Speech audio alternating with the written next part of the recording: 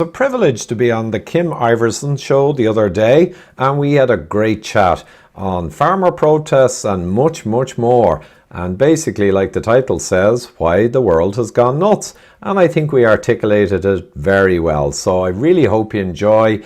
And the KimIversonShow.com, great place to go and sign up for all the full episodes. So we have a lot to talk about with things going on over there in Europe and in Ireland, the farmers' protests, the hate speech laws in Ireland. Things are kind of wild.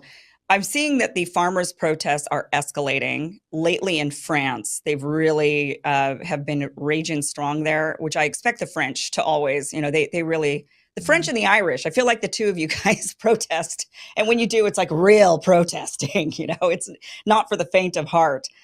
I watched the French protesters building a wall, like trying to blockade in their politicians. They're just going crazy. Can you explain to us? We've seen the farmers' protest spread throughout all of Europe now. What is and this, we saw Netherlands, the farmers there were protesting a couple of years ago. So now it's ramped up. Can you explain kind of the backstory of how these protests got going? Why are they protesting? Yeah, sure, Kim. Well, in a nutshell, they're protesting because they're finally getting it, if you will. So I think there's a lot of awakening around the world since COVID, especially, and the climate stuff that's going on, and the trans and all that stuff. It's all connected to Agenda 2030, the UN goals, WEF, etc. So we know that.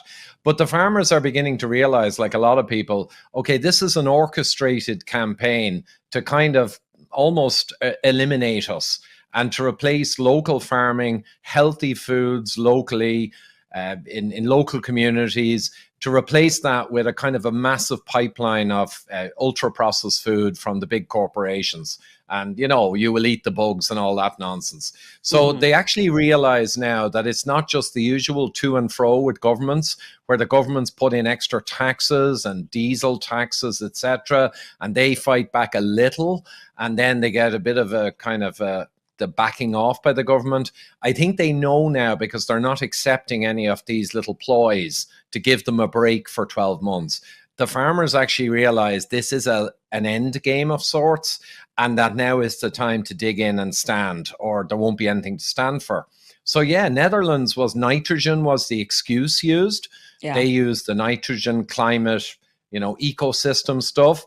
If you look at the actual data for the Netherlands, they leveled off on their nitrogen in organic kind of rivers, etc., back in, I think, 2015, and it's slowly fallen, and everything is kind of under control. But the government, of course, is using the nitrogen as an excuse to implement agendas and goals. Climate is always just an excuse, if people keep that in mind. And in France, they've used other levies and taxes. And in Ireland, they're trying to suggest, leaked memos from the department suggested they'd like to cull 200,000 cows. And now it wasn't an announcement or a stipulation. The fact checkers blowed on about that it was not actually an announcement, but it's irrelevant. It was all written down in department documents. That's what they want. So all of this climate nonsense is basically to disenfranchise farmers and all of us, but particularly farmers. The goal is quite simple. It's to steadily remove and erode local subsistence, local supply of food, and replace it with globalized international supplies of food. And in the same way, they don't want really a lot of local power generation from local resources. They've been eliminating all those in Ireland. They want the power to be kind of a weapon that you're dependent on the power grid. Electric cars are the same. The actual equation for the benefits of electric cars, if you take in the environmental impact of all the batteries and all the minerals, is absurd, right? Yeah. This has been said by senior members of even governments in various places. So the idea is to get people dependent on electrical supply, whereas locally provided or stored diesel gives people independence. So everything is moving towards remorselessly crushing countries' sovereignty and their nationalist ideals and their local self-sufficiency, and move towards the classic 15-minute city.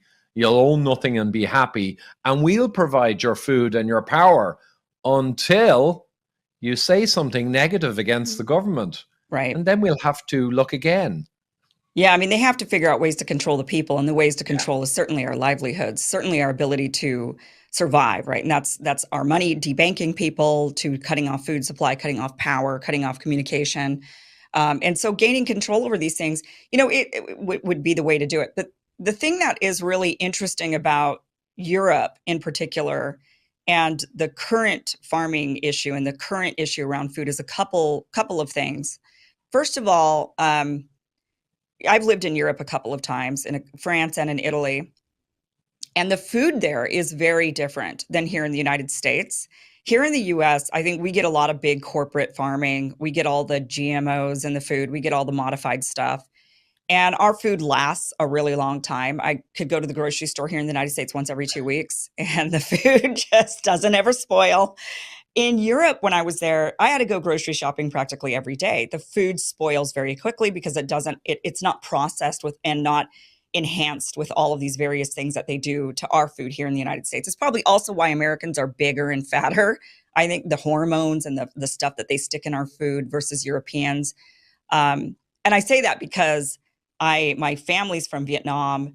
My cousins that were born here in the United States and raised here with both Vietnamese parents. I'm half white, but like, my cousins are big, and I look at them and I'm like, there's no way genetically they're supposed to be this tall and big when they have these two tiny little Vietnamese parents, right? So I think the food is hormone laden and all kinds of stuff here in the United States. I didn't really get that sense over in Europe.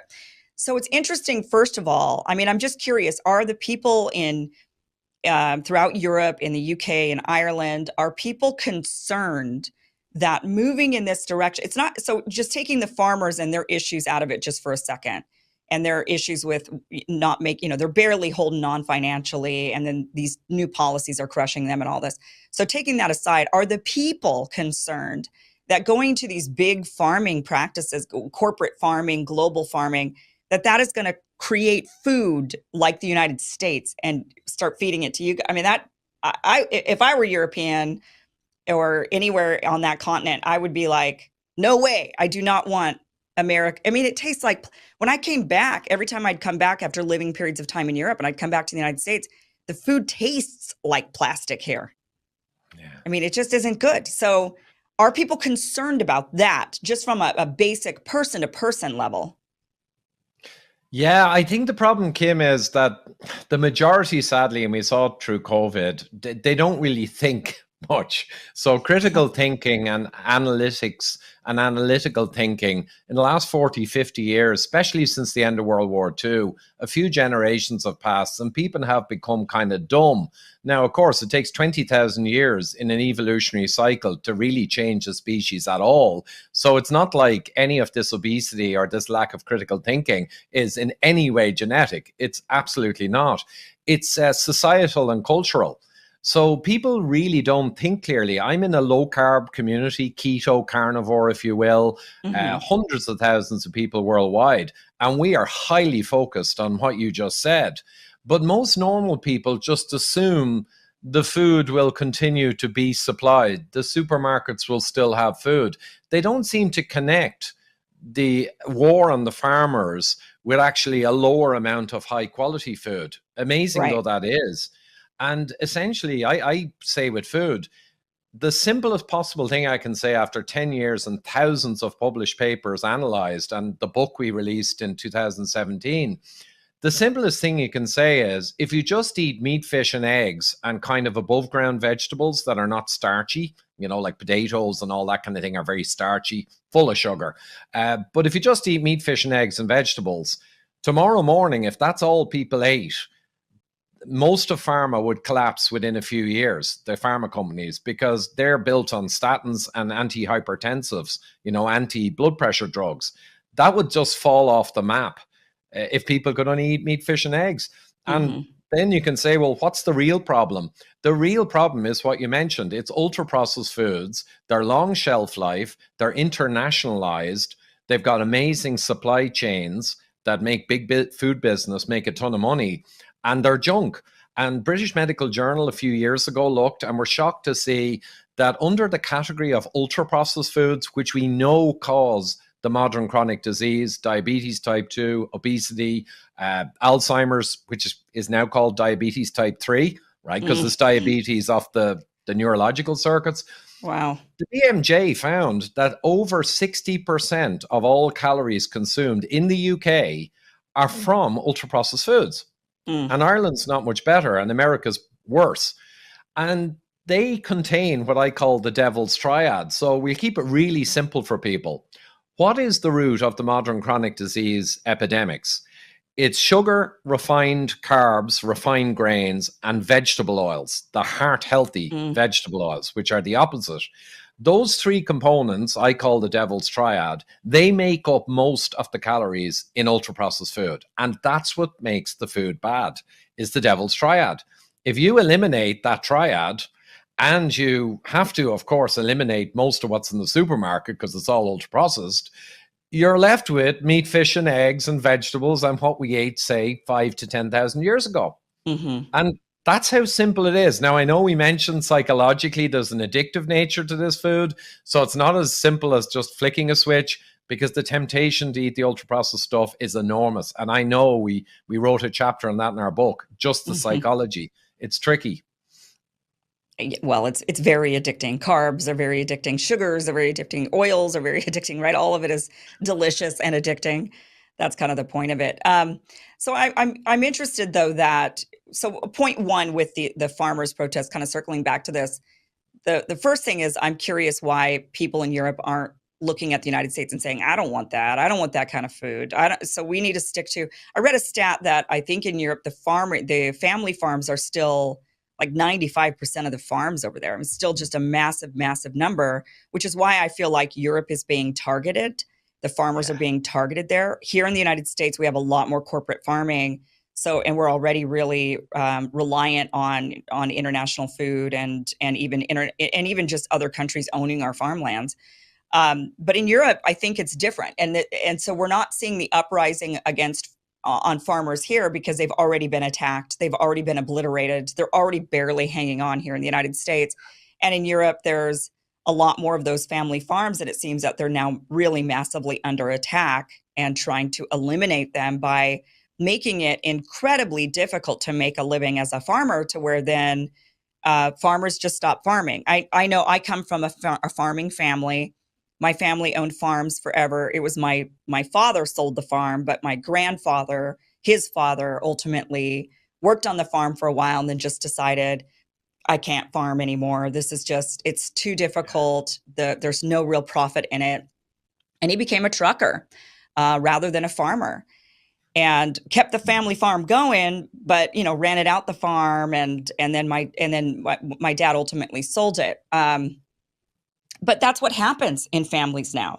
Families are stopping. The farming it's no longer a business that's worth keeping in the family, that is going to be beneficial for the family. It's a stress and it's a headache and it's hard more than anything. And that is, there's no profit in it. And, my family would tell me stories of how my grandparents would struggle as they were farming, and my great grandparents would struggle, and they came from Denmark and they started the farm here. So in Europe, it just seems like this is happening. I would think that the people are really upset about that. Secondly, what I find really interesting, but like you said, maybe they're just not thinking that way. They're not realizing they're going to end up with just a bunch of junk food if they go down this path, which they should be thinking ahead about.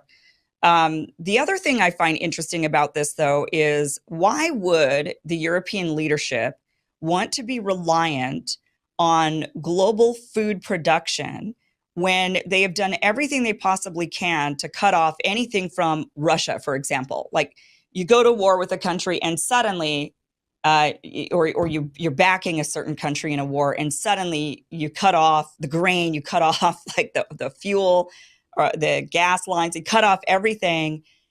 I would think that the war, if anything, would have made people, and the pandemic, both of those combined, would make people realize we have to be reliant on ourselves. Isn't this odd that they're now wanting to shift to this global, after being like, oh, and then we have to cut everything off and all the rates of energy goes way up. And I mean, it just seems insane.